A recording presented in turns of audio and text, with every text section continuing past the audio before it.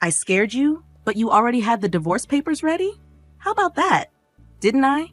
Because I'm ready for this anytime. So you better cool down and think about what you just said. With that, my husband Anthony got up and went into his room. My name is Kama, and I'm a 28-year-old office worker. I got married a year ago to a man named Anthony. We met on a blind date, and he pursued me. After dating for a year and a half, we got married. I think we got married a little too soon, but I always thought I wanted to get married and have children before I turned 30, so I accepted his proposal. But I realized later that I should have been more careful. The first thing that surprised me was that Anthony changed his job as soon as we got married. "I'm changing jobs," Anthony said out of the blue. "Why all of a sudden?" I asked him. He said, "Because I can't show my full potential there." I thought, what the heck? But he told me he had already submitted his resignation and would leave at the end of the month. He managed to get the job he wanted, but the salary was lower than his previous one. I thought it was okay since I was also working. But then Anthony started asking me to quit my job. I would have been fine with quitting if Anthony's income was enough to support us both. But as I mentioned, he just changed jobs, and his salary is lower now. Anthony says his salary will increase soon, but we don't know when that will be.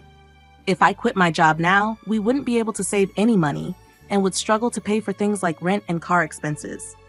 In short, we couldn't manage on Anthony's salary alone. So I told Anthony, I won't quit my job until your salary goes up. Anthony seemed to agree, but he kept asking me to quit. Each time, I gave him the same answer. Now, we've been married for a year, and Anthony's salary still hasn't increased. He keeps asking, "When are you going to quit?" I'm really tempted to say now, sarcastically, and then tell him I'm just kidding and can't quit yet. If he wants me to quit so badly, he should earn more money. I feel like he should focus on his own work before persistently asking me to quit. I once wondered why Anthony wants me to quit my job so badly, and I finally came up with an answer. It seems Anthony wants me to take care of his mother, Amanda. "I just want to make things easier for you, Mom," Anthony would often say to Amanda. Whenever we visited my in-laws' house, Amanda would graciously thank him, and then Anthony would add, "But we're both working," giving me a meaningful look. It was like he was subtly pushing me to quit my job. He claims his mother needs assistance, but Amanda isn't actually sick or in need of care. She's healthy and quite active. In fact, she earns enough from her part-time job to support her hobbies, social outings, and live a fulfilling life. So realistically, she doesn't require my help at all. If I were in Amanda's shoes, I'd feel disheartened to be seen as needing care when I'm perfectly capable. But Anthony continues to insist that I take care of Amanda. "Oh, if only one of us were home during the day, we could go check on Mom every day." Anthony suddenly voiced his thoughts. It seemed he wanted me to visit my in-laws' house daily. Though hearing this was tiring, I persisted in asking my husband, "Amanda is perfectly healthy. What exactly do you expect me to do?" Anthony matter-of-factly responded, "There are plenty of things you could do. You could help with housework or run errands. There's a lot to assist her with. But Amanda works part-time and spends time with her friends during the day, so she's not home much, right?" I countered. "Even if Mom isn't home, you could still handle the housework, couldn't you?" Anthony's words left me baffled. What is he saying? Am I supposed to be her maid? I thought to myself, Anthony seems to be very concerned about appearances, especially in front of his parents. If he's so determined to care for them, he should handle the household chores himself. I wasn't interested in indulging Anthony's pride, so I didn't quit my job and avoided visiting my in-laws on my days off. However, I did make sure to visit them during holidays like New Year's. Thinking back, Anthony often gave me tasks when we visited my in-laws together. He'd ask me to clean up, assist his mom, check if anything was needed from the store, and so on. But I never acted on these requests. When he asked me to go to the store, I'd respond with, "Don't you know more about this area than I do?" He'd then say, "It wouldn't make sense if I did it." I don't really understand his reasoning. It seems like he just wants to control me and feel good about taking care of his parents, doesn't it? That's how I started to view Anthony over time. Could it be that he's more concerned with appearances than genuinely caring for me? When I boldly asked him, "Why don't you pitch in or quit your job to care for your own mother?" He appeared extremely uncomfortable, and had a disgusted expression on his face. That's not something I'm supposed to do. I'm giving you these instructions so that my mom will think that you are a considerate, useful wife. I hope you realize how kind I am to you, he said. In other words, he wants to dump all the difficult tasks on his wife and show off how good he is, as if it's something remarkable. Well, I'm not his servant or slave, and I don't deserve to be treated disrespectfully in front of my in-laws. If Anthony continues making unreasonable demands, I won't stay silent. I'll stand up for myself. But despite talking to him, Anthony hasn't changed. He still asks, "Are you going to quit your job?" Whenever we visit my in-laws, he orders me around just like before. I had enough and decided to discuss it with him. "I think we need to talk about our future," I said. "Huh? What are you even trying to say?" Anthony replied. "I'm honestly fed up and tired of you constantly asking me when I'll quit my job. I'm exhausted from you pressuring me to take care of Amanda." "Why are you fed up with that?" "You're my wife, and it's your duty to care for your husband's parents." "Don't you think that's a huge responsibility for me? Shouldn't you, as their biological child, be responsible for helping with the housework and taking care of your own parents in the first place?" "No way. It's the wife's duty to do it." "Are you the kind of person who doesn't care about family?" "I'm really disappointed to hear you say that." "Then let me ask you this. How have you been taking care of my parents? If I asked you to care for my parents, would you do it then?" I questioned. Anthony stared at me blankly. "What are you saying? Why should a husband take care of his wife's parents? Does that mean you won't take care of my parents now and forever?" "The husband's parents and the wife's parents are completely different," I pressed. "What difference does that make anyway?" "I don't get it," he replied. "I didn't realize you were so clueless. It's like talking to my old boss," I continued. "What are you saying?" Anthony asked, confused. "I'm saying the husband's parents should come first. You should take care of your wife's parents," I clarified. "What?" I exclaimed. "So you only prioritize your own blood-related family? I'm so disappointed in you. I won't be visiting your parents anymore." "Ha! Why would you do that? Enough is enough. I'm the one who wants you to stop this nonsense," I retorted. "No way. How dare you talk back like that? My mom is right," Anthony shot back. "Ha! Mom was talking about you. She said you're a badly behaved wife. That's why she gave me this."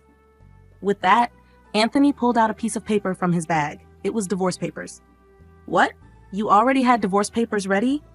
I was shocked, but Anthony seemed strangely proud. "See, I scared you, didn't I? I'm prepared for this anytime, so think about what you just said," Anthony declared smugly before leaving for his room. Unbelievable. Why is Anthony so selfish? And that look of triumph on his face. It's clear the divorce papers are a threat to make me obey him. The fact that Amanda was involved made me even more suspicious. Anthony is acting like a puppet for his mom, trying to control me while following her orders. It's ridiculous. I won't let Anthony have his way. How can he not see our marriage is in trouble when he acts like this? His lack of understanding just annoys me more. Anthony had already completed the divorce papers and handed them to me with witnesses, including Amanda and his friends. This meant I could sign and file them whenever I chose. The next day, after Anthony went to work, I filled out the divorce papers and submitted them to the city office. As a precaution, I also filed a notice of non-acceptance of the marriage certificate. I called my parents and explained the situation, knowing Anthony might threaten to file the marriage certificate on his own if he found out. My parents were shocked that I had already prepared the divorce papers but fully supported my decision. Outraged by Anthony's behavior, they offered to help me move my belongings immediately. Taking a leave from work, I had my parents come over and relocate all my things to their house while Anthony was away. I decided to stay with my parents for a while. It was the first time in a long time that I felt comfortable and at ease spending time at their home. Thinking back, Anthony never lifted a finger for housework. I cooked dinner after long work days and handled all the cleaning and laundry on my days off. On top of that, he expected me to care for my in-laws, which was impossible. That night, Anthony called me as he must have just returned home from work. "Hello? Hey, where are you right now?" "I'm at my parents' house." "Ha! Why would you go back to your parents' house without my permission? And there's none of your stuff here. Don't tell me you're staying the night there." I almost laughed. How could he think I was staying over when I had taken most of my things with me? It really showed his selfishness to even suggest that I move out of the house. I'm not coming back. Ha! What are you talking about? Come back here and make me some food, Anthony demanded. Please make it yourself, I replied firmly and ended the call. I couldn't discuss filing for divorce with him. If he behaved like this, I decided to wait for him to come to my parents' house instead and blocked his number. A week later, Anthony showed up at my parents' house, but he wasn't alone. He had brought his parents with him. All three wore serious expressions. I led them into the living room, and we faced each other, 3 against 3. How could you do this? How could you leave for so long without my permission? Anthony demanded. Well, you were treating me like your housekeeper, weren't you? All I asked you to do was to take care of my family, Anthony insisted, his parents looking stern. Amanda shot me a fierce glare. Don't twist things around. You always find ways to avoid your responsibilities and push them onto others. I've explained this countless times, she spat. That's not what I meant. What kind of wife are you if Anthony is doing so much for you? Amanda continued criticizing me. My father started to tremble with anger at her words. Before he could lose his composure, I interjected. Anthony told me to quit my job and care for Amanda, saying it's my duty as his wife. But when it comes to my family, he expects me to handle everything alone. Ultimately, Anthony wants obedience and uses me to care for his parents while taking credit for it. That's why he prioritizes his parents over mine. Have you heard Anthony say these things? Amanda continued to glare, but my father-in-law Frank looked confused, indicating he hadn't heard this before. Let's clear the air. Anthony suddenly brought up divorce papers, claiming it was Amanda's idea. I added, What did you suggest that for? Frank asked Amanda, clearly surprised. Oh no, it's because Linda has an attitude problem, Amanda stammered. And did you really say that Camila's parents aren't a priority? I pressed. Well, it's only natural that your own parents come first, Amanda retorted defensively. Don't be absurd. I came here to support you after hearing about the unfair treatment Linda endured, but now it seems you're the one at fault. Don't hide behind your parents' authority to get your way, Frank said, causing Anthony to visibly shrink in his seat. Frank then spoke up, expressing everything I had wanted to say. He apologized to me and my parents. I'm truly sorry for the trouble caused by my foolish son. I will have a serious talk with him. Frank, you're not to blame at all, so please don't apologize, I replied. Thank you for your kind words, but there's something else I need to say. I turned to Anthony, who asked nervously, What do you mean? The divorce papers you gave me, I've already filed them. We're no longer married. What? Anthony and Amanda both turned pale. Why did you file them without my permission? Anthony demanded, shocked. You told me I could file them whenever I wanted. Besides, you already filled out your part and had Amanda sign as a witness. I calmly explained. Oh, that was. Anthony stammered, clearly at a loss for words. Frank, furious, intervened. Anthony, you used divorce as a threat? He slapped Anthony across the face. Amanda was visibly shaken by the confrontation. I apologize deeply that you had to witness this. You're right to divorce this fool. On behalf of Anthony, I'm truly sorry for ruining your marriage, Frank said. He then grasped Anthony by the collar and demanded apologies from both Anthony and Amanda before escorting them out of the house. Later, I thanked Frank for his intervention. He ensured that all of Anthony's assets and property were transferred to me without any alimony, given Anthony's agreement. Despite my higher income and managing our household, it was a relief to secure everything from our marriage. I later learned that Frank divorced Amanda, clearly disgusted with her actions. The other day, I ran into a colleague from Anthony's old workplace who shared some surprising news. Anthony wasn't performing well at his job and often received harsh criticism from his boss. In defiance, Anthony resigned and changed jobs. This was news to me and only added to my frustration with him. Instead of taking responsibility for his shortcomings, he blamed others, which probably contributed to his lower pay at the new job. I'm relieved I left him. I've rented a cozy apartment and enjoy living independently. Work is going smoothly. I even received a recent raise. Right now, I'm not interested in relationships and prefer focusing on my career. Anthony always cared more about appearances than his actual abilities. He maintained a facade at home, but failed to improve professionally. Sadly, There are many husbands who use divorce threats as leverage. They think they're powerful, but it's a big mistake. I hope they realize their folly and find happiness alone.